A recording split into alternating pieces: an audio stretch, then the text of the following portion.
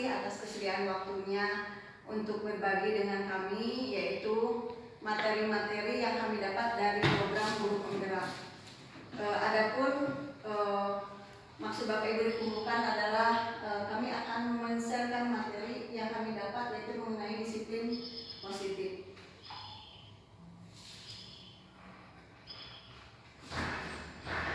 Sebelum dimulai Bapak Ibu, kita mencoba untuk merefresh ya. Ini ada, kita membuat game cobalah buka. Tugasnya cobalah Bapak Ibu kepalkan tangan Bapak Ibu, seolah-olah Bapak Ibu menyimpan sesuatu yang sangat berharga di tangan Bapak Ibu. Nah Bapak Ibu bermain silakan untuk berpasangan. Dimana salah satunya cara bermainnya begini, satu orang mengepalkan tangan dan satu orang lagi mencoba membuka kepalan tangan teman Bapak Ibu, seolah-olah bahwa Bapak Ibu mempertahankan sesuatu yang berharga dan teman Bapak Ibu membujuknya, atau mau dengan bujukan, mau dengan ancaman, atau mau dengan apapun supaya si tangan Bapak Ibu itu bisa terbuka. Dan Bapak Ibu yang mengepalkan tangan coba untuk mempertahankannya. Waktu permainan hanya setengah menit ya. Nanti bergilir. Silakan dimulai Bapak Ibu. Siapa yang akan menjadi yang membuka? Ya, silakan mulai. Boleh boleh dibujuk, boleh diancam dengan apapun. Misalkan mau dikasih uang. Coba, silakan. Dengan cara apapun silakan tolong dibuka.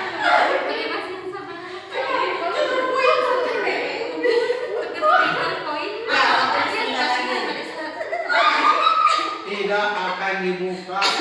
Boleh dipaksa dengan apapun kalau dibuka, silakan paksa saja. Seperti Bu Nur itu baru sekali upayanya. Akan dibuka dengan paksaan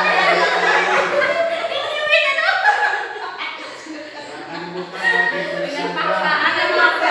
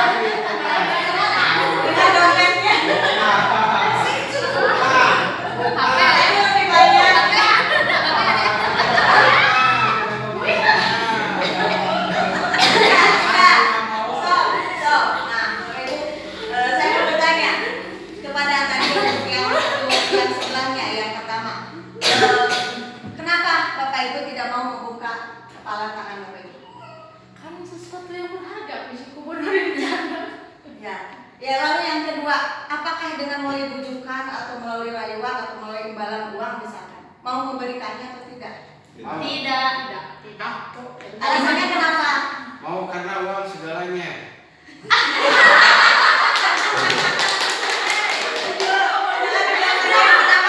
Mau nggak kalau dibujuk misalnya diminta dengan uang masuk dengan apa? Alasannya butuh duit. Mana filosofis dari permainan ini apa? Bisa mempertahankan diri, mempertahankan apa yang kita miliki. Iya, bagus. Ya, selain dari itu, bahwa segala sesuatu itu bisa kita genggam, bisa kita pegang, tergantung dari hati kita apakah mau memberikannya atau tidak. Jadi sesuatu yang terjadi dalam diri kita itu tergantung dari kontrol diri kita, ya. Itu maksudnya kita nanti mengarah kepada materi yang akan kita sampaikan.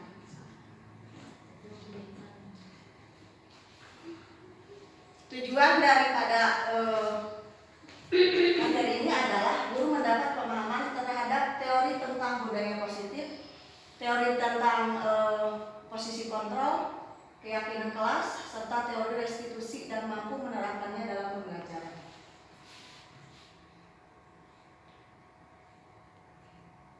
Berikutnya, nah selama ini budaya positif yang kita inginkan untuk diterapkan di sekolah kita itu tergantung daripada sekolah bisa tidak memfasilitasi siswanya membuat suatu lingkungan yang positif, lingkungan yang aman, yang nyaman, di mana siswa tersebut bisa berpikir, bisa bertindak dan mencipta dalam keadaan merdeka. Mereka di sini menurut kajian Dewantara adalah bukan hanya terlepas daripada segala perintah, tetapi merdeka yang dimaksud di sini adalah siswa itu sendiri bisa memerintah dirinya sendiri. Nah, budaya positif ini berkaitan dengan disiplin positif. Selama ini kita menerapkan disiplin positif adalah dengan cara melalui perintah-perintah, melalui peraturan-peraturan yang sifatnya memaksa. Biasanya disiplin itu dikaitkan dengan sifat aturan yang memaksa dan itu menyebabkan anak tidak nyaman. Tetapi kalau disiplin positif itu kembali kepada diri sendiri, di mana anak itu bisa mengontrol pribadinya untuk mendisiplinkan dirinya. Jadi dengan kerelaan hati. Nah, selama ini ada beberapa hal yang menyebabkan miskonsepsi, di mana disiplin positif itu yang kita terapkan selama ini adalah stimulus respon. Kita memberikan stimulus kemudian siswa merespon. Tetapi yang kita terapkan ada sesuatu teori yang lebih baru adalah mengenai teori yang dikembangkan oleh Gassen ya. Nanti ada istilahnya restitusi. Kita melihat memandang dunia luar itu untuk penerapan disiplin. Nah, di sini ada miskonsepsi tentang teori kontrol yang selama ini kita terapkan. Yang pertama, ilusi guru mengontrol murid. Bahwa selama ini guru itu selalu mengontrol murid melakukan sesuatu di mana ketika dia melakukannya itu sesuai dengan pengamatan guru, dengan kontrol guru yang sangat ketat. Sementara murid itu sendiri dia mau tidak dirinya dikontrol oleh guru itu. Ketika dia menurut dari kontrol kita, itu bukan berarti kita berhasil mengontrol dia, tetapi murid itu sendiri yang dirinya itu membiarkan untuk dikontrol oleh orang lain.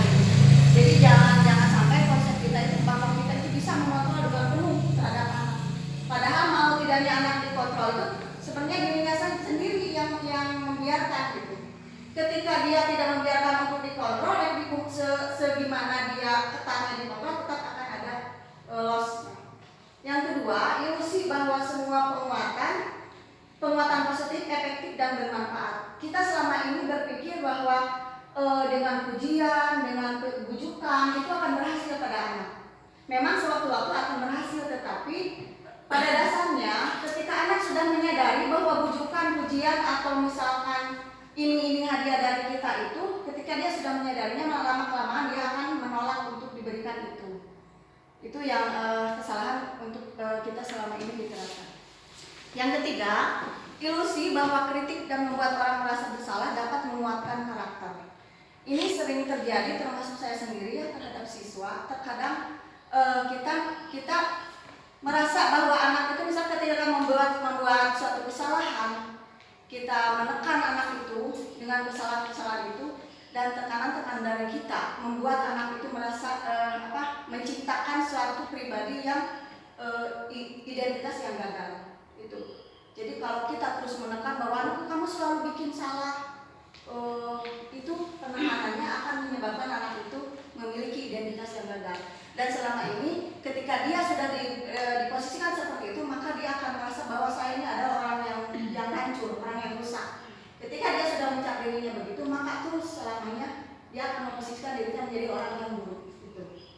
Yang keempat, ilusi bahwa seorang dewasa memiliki hak untuk memaksa. Yang selama ini terjadi menurut kita itu sering sekali orang dewasa itu sebaiknya memposisikan anak sesuai dengan keinginan kita. Memaksa anak itu ketika si anak ingin dijadikan sebagai apa, maka kita berhak untuk memaksa anak itu. Nah, sebenarnya kalau dilakukan terus-menerus itu tidak efektif dan akan menyebabkan permusuhan yang sangat besar terhadap anak itu. Artinya, dengan adanya miskonsepsi ini, maka yang harus kita lakukan adalah kita menciptakan suatu suasana di mana anak itu melakukan sesuatu itu sesuai dengan keinginan dirinya tanpa dari luar. Artinya adalah anak itu bisa mengontrol diri dari dalam diri, melakukan disiplin secara internal, bukan disiplin secara eksternal yang selama ini kita lakukan. Kalau sudah keluar dari dalam diri, akhirnya akan melahirkan satu karakter yang baik.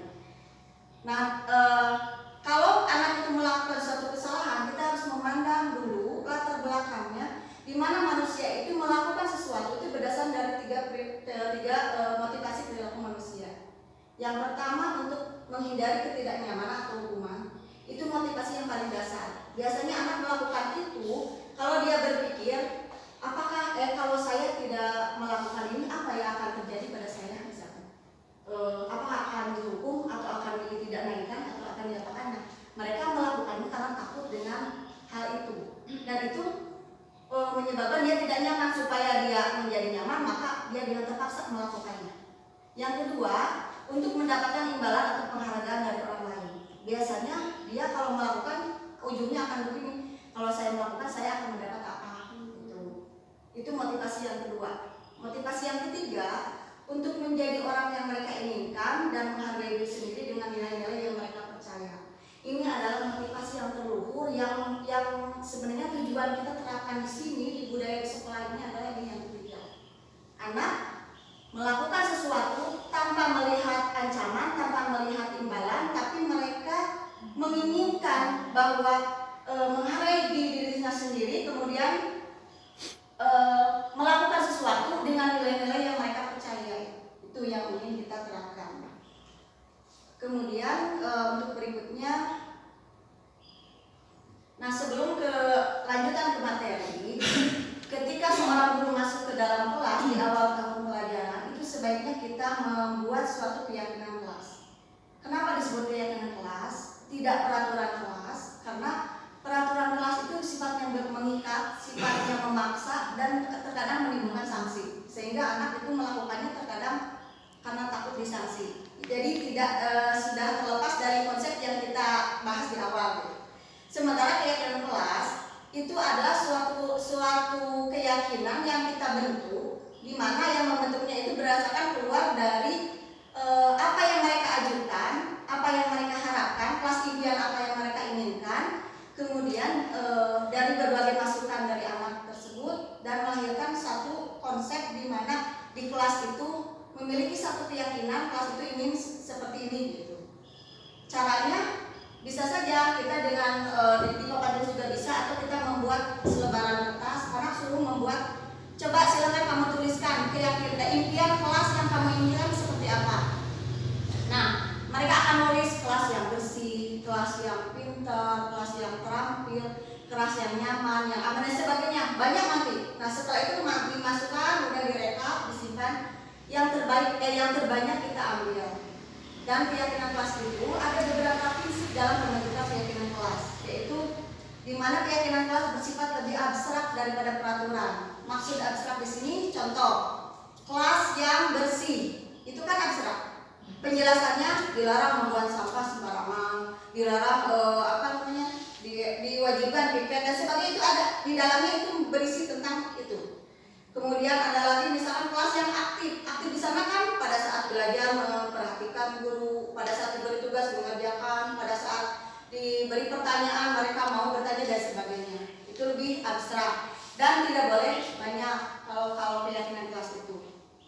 Kemudian keyakinan kelas berupa pernyataan yang universal. Jadi seperti tadi, kalau aktif, terampil itu kan masih universal ya, nyaman misalkan. Kemudian pernyataan yang kelas senantiasa dibuat dalam bentuk positif. Jadi tidak ada kalimat tidak, jangan gitu. Selalu positif. Sehingga anak itu berpikir, oh kelas ini adalah kelas nyaman, kelas ini kelas yang wangi, misalnya kelas ini kelas yang aman, kelas yang pintar. Itu hal-hal yang positif. Kemudian keyakinan kelas hendaknya tidak terlalu banyak sehingga mudah diingat, dipahami oleh semua warga. Kemudian keyakinan kelas sebaiknya sesuatu yang dapat diterapkan di lingkungan. Kemudian semua warga kelas hendaknya ikut berkontribusi dalam pembuatan keyakinan kelas. Dan ini tentunya berpihak pada siswa, ya. Jadi tidak ada keyakinan kelas yang kita secara otoriter kita paksakan ke murid itu. Tergantung dia menawarkannya mau kelasnya seperti apa. Kemudian bersedia meninjau kembali keyakinan kelas dari waktu ke waktu. Kalau seandainya itu sudah tidak memungkinkan lagi atau sudah diperlukan tambahan, ya kita tinjau lagi. Itu mengenai keyakinan kelas. Setelah dibuat nanti bisa ditempel di kelas, kemudian ditandatangani oleh KM dan juga diketahui oleh wali kelas. Nah, itu menjadi keyakinan kelas bagi kelasnya masing-masing. Berikutnya, nah ini contoh keyakinan kelas. Ini di 9D kita membuat keyakinan kelas. Ada disiplin, menghargai orang lain, kebersihan, keamanan, keselamatan, komitmen. Nah di dalam yang 5 poin itu sebenarnya banyak sekali rinciannya yang bisa itu. Dengan anak menyebutkan disiplin berarti tergambar dia masuk harus jam berapa gitu. Kemudian dia mengumpulkan tugas harus kapan. Di dalam menghargai orang lain berarti dia berbicara tidak boleh kasar, tidak boleh membuli dan sebagainya, itu banyak di dalamnya. Nah berikutnya kita kembali kepada 5 kebutuhan dasar manusia yang nyambung kepada yang tadi. Contoh ini ada 5 posisi kontrol restitusi, tapi kalau dilihat ya itu terlalu kecil. Nah di sini kita lihat ada ciri-cirinya. Restitusi bukan untuk menebus kesalahan, namun untuk belajar dari kesalahan. Itu ciri. Yang kedua, restitusi memperbaiki hubungan. Jadi ketika sudah kita selesaikan perbaiki hubungan, jadi anak itu kaitkan kembali. Jangan sampai dia terus di hadapan mereka dia merasa bahwa dia adalah orang yang paling terhukum dan bersalah. Angkat dari itu seharusnya diselesaikan masalah itu. Kemudian yang ketiga, restitusi adalah tawaran bukan paksaan. Pada saat anak berbuat salah, kita tawarkan dulu begini, mau nggak permasalahan kamu ibu selesaikan? Kalau anak menjawab mau, atau kamu sendiri yang mau menyelesaikannya? Misalkan kalau menurut anak dia sendiri, ya penyelesaian apa yang kamu inginkan? Tawarkan seperti apa penyelesaiannya, gitu, sebelum kita membuat keputusan. Kemudian restitusi menuntun untuk melihat ke dalam diri. Lihat ke dalam, biasanya ditanya, nah kamu itu melakukan ini pasti ada alasannya. Nah apa alasannya? Kalau biarkan aja anak mengeluarkan alasannya. Kemudian restitusi mencari kebutuhan dasar yang mendasari tindakan. Ya kita kaitkan nanti kepada kebutuhan dia yang 5 tadi, kebutuhan sebagai manusia. Akhirnya larinya kemana dia itu? Kemudian yang berikutnya, restitusi diri adalah cara yang paling baik. Jadi cara yang paling baik adalah anak menyelesaikannya sendiri berdasarkan dari keinginan dirinya. Kemudian restitusi berfokus pada karakter bukan tindakan. Jadi kita jangan permasalahkan dia membuat apa, dia berkelahi atau dia apa, tapi fokus pada perubahan karakter dia. Jangan banyak dipermasalahkan. Mana mau udah berkelahi kemarin lagi aku disebut duit kelakuan main aku berkelahi. Tapi kita fokus pada permasalahan. Makanya kita bilang begini, ketika menyelesaikan masalah, ibu tidak akan memikirkan kamu kenapa kamu berbuat salah, karena itu sebagai manusia ibu juga biasanya berbuat salah. Nah itu untuk menstabilkan identitas dia, diangkat dulu. Tetapi permasalahan ini mau nggak kamu memperbaikinya? Kalau dia menjawab mau memperbaikinya, artinya dia sudah memiliki keinginan yang baik. Ibu tidak akan melihat siapa yang salah. Kalau misalkan ada yang bertengkar dua, ibu tidak akan melihat siapa yang salah di antara kamu keduanya, karena masing-masing juga memiliki latar belakang dan tujuan. Tapi yang ingin ibu lihat adalah mau nggak kamu menyelesaikannya ke depan. Jadi sudah lama sampai di sana, jangan diingat lagi kejadian dulunya. Nah pada saat itu anak sudah mulai terbuka hatinya dan mau memperbaiki ke depan. Itu yang disebut restitusi. Kemudian menguatkan, kita kuatkan lagi. Setelah itu bahwa kita tidak akan berpikir kamu ke belakang melakukan apa, tapi ke depannya yang akan kita pikirkan adalah kamu mau melakukan keperbaikan diri atau tidak. Kemudian restitusi berfokus pada solusi, jadi bukan pada kejadian yang sebelumnya, siapa yang memulai, siapa yang ini, tidak. Kita solusinya ke depan mau apa? Kita tanya anak itu, setelah ini keinginan kamu itu apa?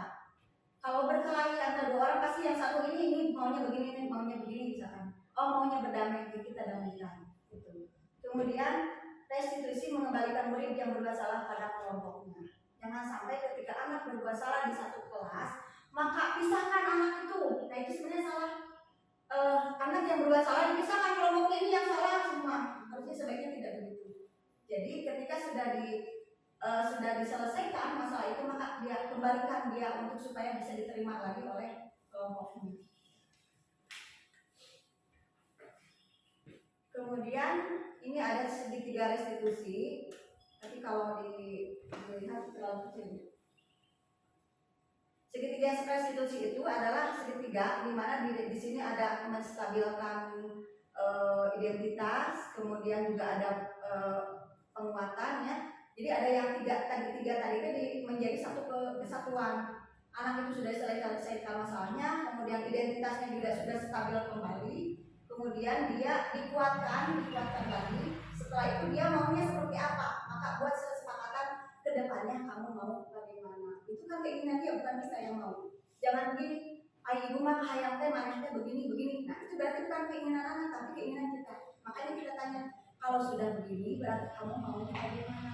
Ya budak yang akan menjawab. Oh maunya begini. Nah, berarti keinginannya. Kalau begitu, marilah kita tinjau kembali keyakinan kelas. Apakah apa yang kamu sudah lakukan itu sesuai dengan keyakinan kelas kamu? Nah kembalikan ke keyakinan kelas yang tadi. Kalau kata anak tidak sesuainya dengan poin apa? Misalkan dengan poin tidak menghargai. Saya berkelahi artinya tidak menghargai teman. Ya kalau begitu, lalu apa yang kamu inginkan? Oh saya mau kedepannya lebih menghargai teman saya. Berarti dia sudah memakai keyakinan dirinya. Dengan rela dia berarti sudah mau merubah dirinya. Nah itu mungkin yang bisa disampaikan itu untuk cara membangun budaya positif di lingkungan kita. Dan yang sudah mulai diterapkan di kelas yang saya sering terapkan adalah mengenai keyakinan kelas. Mungkin di beberapa kelas 9 sudah mulai diterapkan dan bisa nanti di kelas 7 atau 8 juga mulai diterapkan. Tidak terlambat ya dari sekarang juga.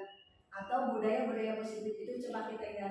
Kita posisikan, kita jangan menjadi seorang guru pembuku atau membuat bersalah, tapi kita posisikan menjadi seorang manajer yang banyak mengajak anak untuk berbicara. Mungkin itu saja. Mohon maaf atas penjelasannya jika mungkin terlalu terburu-buru atau kurang jelas ya. Nanti kita ada di forum tanya jawab kalau Bapak Ibu masih memerlukan jawaban. Mungkin itu dari sharing dari kami dan ini adalah materi dari Guru Penggerak. Mudah-mudahan Bapak Ibu merasa tertarik dan nanti untuk mengikuti Guru Penggerak di sesi di